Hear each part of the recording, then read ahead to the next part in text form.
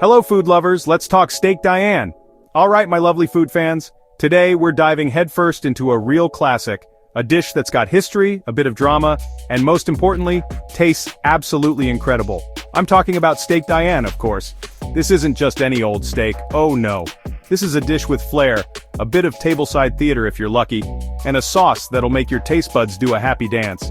It's the kind of meal that feels a bit special, something you'd whip up to impress someone, or just to treat yourself because hey, you totally deserve it. We're going to explore its story, the bits and bobs that make it so delicious, and how you can make it perfectly at home. Steak Diane is one of those dishes that just screams old school cool, doesn't it? It harks back to a time of fancy restaurants, maitre d's in sharp suits, and a bit of culinary showmanship. But don't let that intimidate you one bit, because at its heart it's a straightforward dish made with beautiful, simple ingredients cooked with a bit of love and care. The magic happens when you combine a perfectly cooked, tender steak with a rich, creamy and slightly tangy sauce, often flambéed with a splash of brandy for that extra bit of va-va-voom. It's a culinary hug in a bowl, or rather, on a plate. What I love about Steak Diane is its journey from being a rather posh restaurant exclusive to something we can all have a crack at in our own kitchens. It's a testament to how good food travels and evolves. We're going to break it all down so you'll feel super confident giving it a go.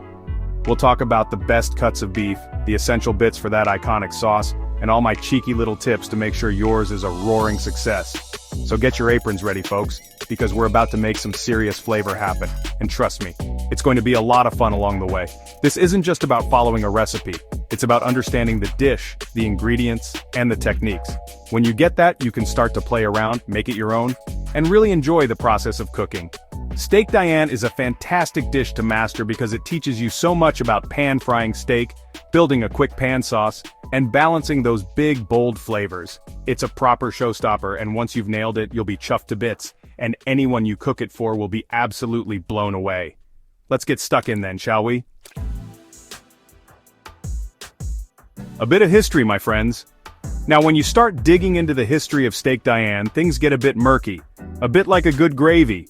There's no single clear-cut story, which, to be honest, makes it even more interesting, doesn't it? Some food historians reckon it first popped up in the grand hotels and restaurants of London or New York City around the early to mid-20th century. Think the 1930s, 40s, or even stretching into the 50s. It was a time when dining out was a real event, an experience, and dishes prepared tableside were all the rage. This dish was practically made for that kind of atmosphere, with all the sizzle and flame. One popular theory points towards America, specifically New York, as its birthplace. Some say it might have been an adaptation of an older dish, perhaps with European roots, jazzed up for the American palate. The name Diane itself is a bit of a clue. Diane, in Roman mythology, is the goddess of the hunt, so it's often linked to venison dishes. It's possible that the name was borrowed to give this beef dish an air of sophistication and a nod to classic, perhaps even gamey flavors, even though it's usually made with good old beef tenderloin. It's all part of its charm, this little mystery. Then you've got the London connection. Some believe it was created or popularized in the swanky restaurants of the West End. Places like the Savoy or Claridge's were known for their high-end cuisine and international clientele. It's easy to imagine Steak Diane being whipped up by a skilled chef in one of those kitchens, perhaps for a celebrity or a member of royalty. The dish, with its rich sauce and theatrical preparation, would have fitted right in with the glamour of the era. It's a bit like a culinary whodunit, and everyone has their favorite suspect for who created it first. Regardless of its exact birthplace, what's clear is that Steak Diane became a symbol of luxurious dining. It wasn't just food, it was entertainment. The use of ingredients like Worcestershire sauce and brandy suggests a certain international influence, blending savory English notes with a continental flair. This fusion, combined with the dramatic tableside flambeing, cemented its status as a must-try dish for those looking for something a bit special. It's a dish with a past, a story whispered in every sizzle of the pan, and that's something I really love about it. It connects us to a different time. So, how did Steak Diane go from being a twinkle in a chef's eye to a global sensation? Well, a massive part of its appeal was the sheer theater of it all. Imagine you're in a dimly lit fancy restaurant, right? The waiter wheels over a gueridon, a little cart with a burner, and starts cooking your meal right there beside your table. The sizzle of the steak hitting the hot pan, the incredible aromas filling the air, and then, whoosh, the flames as the brandy is added. It was pure culinary magic, a performance as much as a meal, and people absolutely lapped it up. This tableside preparation was a huge trend in the mid-20th century, and Steak Diane was one of its brightest stars. It made dining out an interactive experience. Guests felt involved, they could see the skill of the chef or the highly trained waiter, and it added a real sense of occasion to the meal. It wasn't just about eating, it was about being entertained and impressed. This kind of service made diners feel incredibly special, and it's no wonder the dish became synonymous with fine dining and celebratory meals. It was the Instagram moment of its day, long before Instagram even existed. Celebrity chefs of the era, though perhaps not as globally known as today's TV personalities, played their part too. Chefs in top-tier hotels and restaurants were the culinary trendsetters. When they put a dish like Steak Diane on their menu, it gained prestige. Word would spread among discerning diners, and other restaurants would soon follow suit, eager to offer their own versions of this popular and exciting dish. Cookbooks from the period also started featuring recipes, helping to bring it into the homes of ambitious home cooks who wanted to recreate that restaurant magic. The dish also traveled well. As international travel became more common, people would experience Steak Diane in London or New York and then demand it back home. Its core components, good steak, mushrooms, a creamy, tangy, boozy sauce, had wide appeal. It wasn't too outlandish for conservative palates but had enough pizzazz to feel modern and exciting. This combination of theatrical preparation, endorsement by top chefs, and its inherently delicious nature helped Steak Diane conquer dining rooms across the world, cementing its place as a true classic that still gets people excited today. Right then, let's talk about the absolute star of Steak Diane, the beef. You can't muck about here, folks. Using good quality steak is non-negotiable if you want a truly fantastic result. Traditionally, this dish is made with beef tenderloin, also known as filet mignon. Why? Because it's incredibly tender, almost melt-in-your-mouth stuff, and it cooks quickly, which is perfect for that rapid pan-sear and sauce-making process. You'll want steaks that are about 1 inch to 1.5 inches thick. This gives you a nice crust on the outside while keeping the inside beautifully pink and juicy. When you're choosing your tenderloin, look for a good color, a nice bright cherry red. A bit of marbling, those little flecks of fat running through the meat, is a good thing as it adds flavor and moisture, though tenderloin is naturally quite lean. If you can, go for beef that's been properly aged, either dry-aged or wet-aged. Aging helps to tenderize the meat even further and intensifies its flavor. Your local butcher is your best mate here. Have a chat with them, tell them you're making Steak Diane, and they'll sort you out with the best cuts. Don't be shy to ask. Now, if tenderloin is a bit out of budget or you fancy something a bit different, you could also use other quick-cooking tender cuts. Sirloin steak, cut fairly thinly and perhaps pounded a little to ensure tenderness, can work really well. Ribeye, while delicious, might be a bit too fatty for this particular dish, as the sauce is already quite rich. The key is to have a steak that cooks quickly and evenly, and doesn't need long, slow cooking to become tender. Remember, the steak is pounded thin in many classic Steak Diane recipes, which helps it cook super fast. Whatever cut you choose, the quality is paramount. Look for grass-fed beef if you can. I often find it has a deeper, more complex flavor. And always, always let your steak come to room temperature before you even think about cooking it.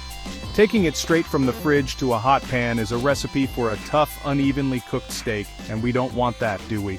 Give it at least 30 minutes or even an hour sitting on the counter. This little step makes a massive difference. Trust me on this one. It's all these little details that add up to a brilliant dish. Section 5. The Sauce Squad. What makes Steak Diane sing? Now, that glorious sauce, it's what really makes Steak Diane, well, Steak Diane. It's rich, it's savory, it's got a bit of a kick, and it all comes together in the same pan you cook the steak in. Lovely jubbly, less washing up.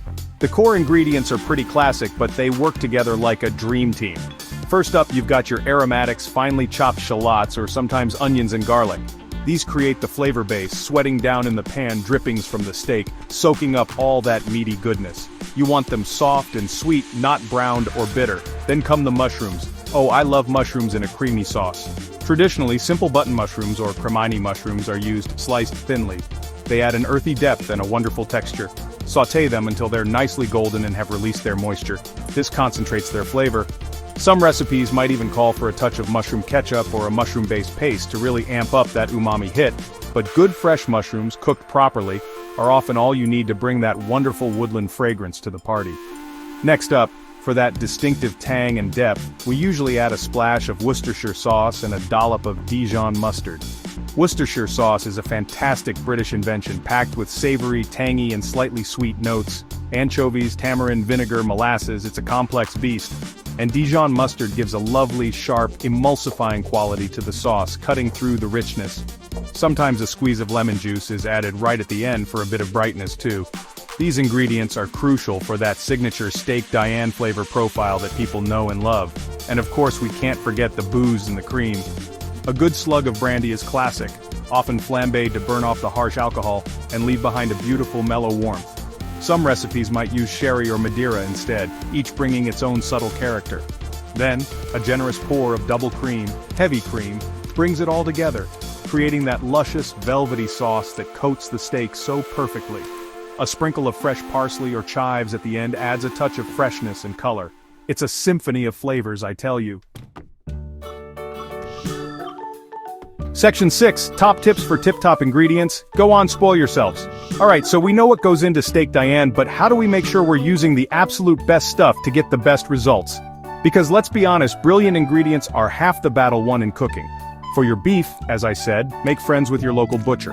They're the experts. Ask them about the provenance of their meat, how it's been aged, and what they'd recommend. Supermarket steak can be good, but a butcher often has access to higher quality, more specialized cuts, and they can cut it to the exact thickness you want.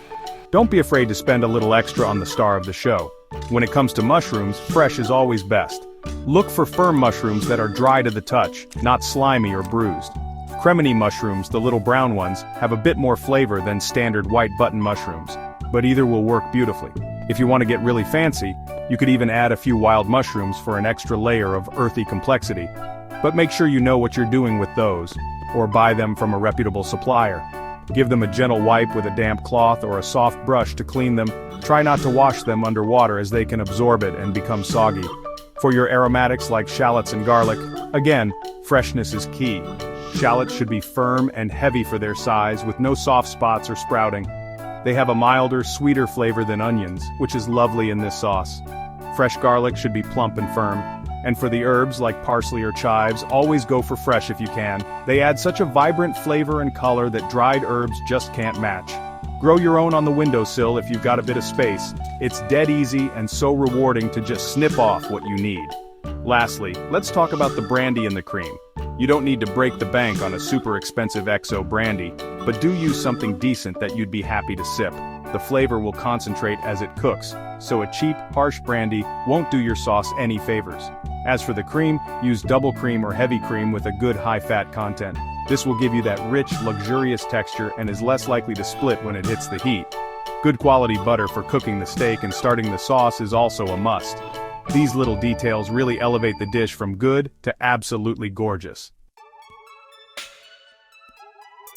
Section 7. Cooking that steak just right, no mucking about. Right, let's get down to the nitty-gritty, cooking that beautiful piece of beef to perfection. This is where the magic starts. First things first, if your recipe calls for it, you might need to gently pound your steaks. This isn't about pulverizing them into oblivion, mind. You just want to get them to an even thickness, maybe about 1/4 to 1/2 inch. This helps them cook super quickly and evenly. Place the steak between 2 pieces of cling film or baking parchment and use a meat mallet or even a rolling pin. Gentle, even taps are the way to go. Once your steaks are prepped and at room temperature, super important, remember, it's time to season them. And don't be shy with the salt and freshly ground black pepper. Season both sides generously. This helps to build up that lovely crust when it hits the pan. Get your frying pan, a good heavy bottom one, nice and hot. Add a knob of butter and a splash of olive oil. The oil helps stop the butter from burning too quickly. You want that butter sizzling, but not smoking, before the steaks go in. That sound, that smell, that's the start of something special. Lay your steaks in the hot pan. Don't overcrowd it. Cook in batches if you need to. If you cram too many in, the temperature of the pan will drop, and your steaks will sort of steam rather than sear, and you won't get that gorgeous crust. For a thinly pounded steak, it'll cook incredibly fast, maybe only a minute or 2 per side for medium rare. For a thicker filet mignon, it'll obviously take a bit longer. Use your instincts or a meat thermometer if you're unsure. Look for that deep golden brown crust. That's where all the flavor is. Once the steaks are cooked to your liking, take them out of the pan and let them rest on a warm plate, loosely tented with foil. This is a crucial step, folks. Resting allows the muscle fibers to relax and the juices to redistribute throughout the meat. If you cut into it straight away, all those lovely juices will just run out onto the plate. Give it a good 5 to 10 minutes to rest while you crack on with making that amazing sauce in the same pan. All those lovely brown bits stuck to the bottom of the pan, that's pure gold for your sauce. Section 8, whipping up that gorgeous boozy sauce magic in a pan. Okay, steaks are resting, smelling incredible. Now, all those lovely, sticky, caramelized bits left in the pan from searing the beef, that's called fond, and it's the secret weapon for an amazing pan sauce. Don't you dare wash that pan, reduce the heat a little, and if there's lots of fat, you can carefully pour a bit off. Then toss in your finely chopped shallots, and garlic if you're using it. Sauté them gently for a few minutes until they're soft and fragrant, scraping up some of that fond as you go. They'll soak up all that beautiful beefy flavor, which is exactly what we want. Next, in go the sliced mushrooms. Turn the heat up a tad and cook them until they're nicely browned and have released their liquid. This step is important for developing their deep, earthy flavor. Once the mushrooms are looking gorgeous, it's time for the exciting bit, the flambé. If you're using brandy, carefully pour it into the pan. Now be very careful here. If you're using a gas hob, the fumes might ignite on their own. If not, you can tilt the pan slightly towards the flame, if you're confident, or use a long match or lighter to ignite the alcohol. Stand back, as the flames can be quite impressive. Let them die down naturally. Once the flames have subsided, the harsh alcohol will have burned off, leaving behind a wonderful mellow flavor. Now stir in your Dijon mustard and Worcestershire sauce. Let that bubble for a moment to combine, then it's time to make it all creamy and luscious. Pour in your beef stock, if using, some recipes go straight to cream, and let it reduce a little, scraping any remaining tasty bits from the bottom of the pan.